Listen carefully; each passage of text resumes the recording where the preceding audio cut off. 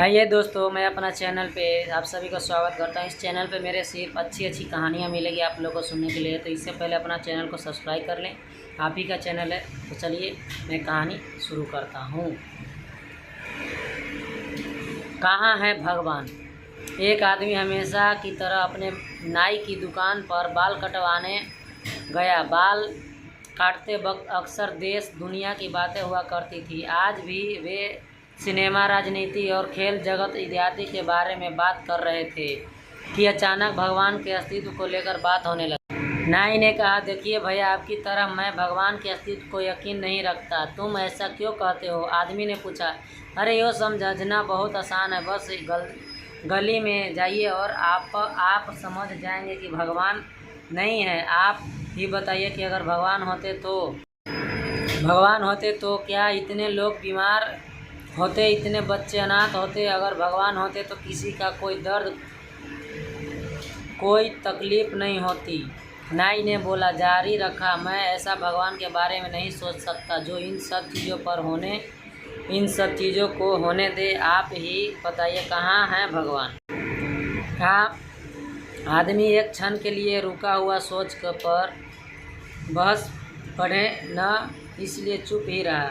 नाई ने अपना काम खत्म किया और आदमी कुछ सोचते हुए दुकान से बाहर निकला और कुछ देर जाकर खड़ा हो गया। कुछ देर इंतजार करने के बाद उसे एक लंबी दाढ़ी मूंछ वाला अधेड़ व्यक्ति उस तरफ आता दिखाई पड़ा। ऐसे देखकर लगता था मानो वे कितने दिनों से नहाया धोया नहीं हुआ। आदमी तुरंत नाई की दुकान में वापस घुस गया और बोला, जानते हो, इस दुनिया में नाई नहीं होता। भला कैसे नहीं होते हैं? नाई ने सवाल किया। मैं साक्षात तुम्हारे सामने। नहीं, आदमी ने कहा, वे नहीं होते हैं, वरना किसी की भी लंबी दाढ़ी मूंछ नहीं होते। पर वे देखो सामने उस आदमी की कितनी लंबी दाढ़ी मूंछ है। अरे नहीं भाई साहब, नाई तो होते हैं, लेकिन बहुत लोग हमारे पास नहीं आते।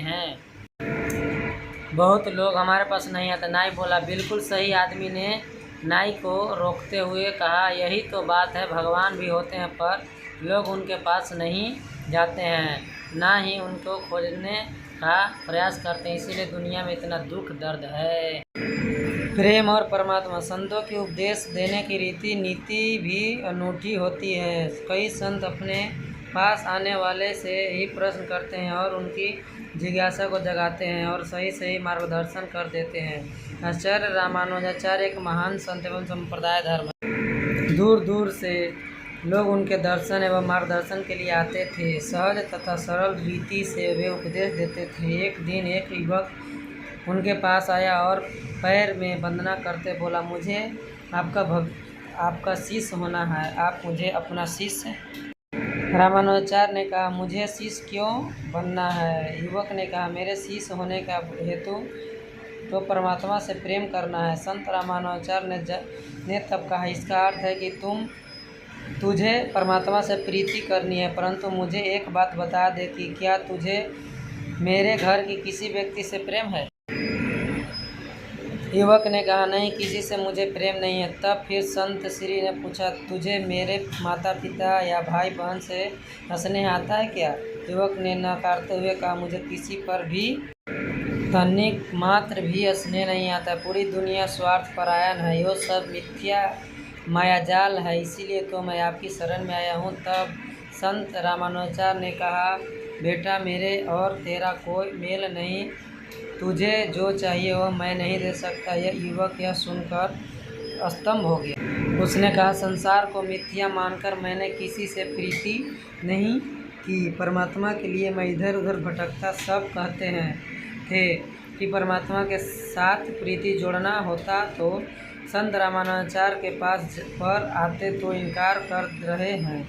संत रामानुज ने कहा, यदि तुझे तेरे परिवार से प्रेम होता, जिंदगी में तूने तेरे निकट के लोग में से किसी से भी स्नेह किया होता, तो मैं उसे विशाल स्वरूप दे सकता। थोड़ा भी प्रेम भाव होता तो जैसा कठोर एवं शुष्क हो, विशाल बना के परमात्मा का झरना कैसे जा सकता था।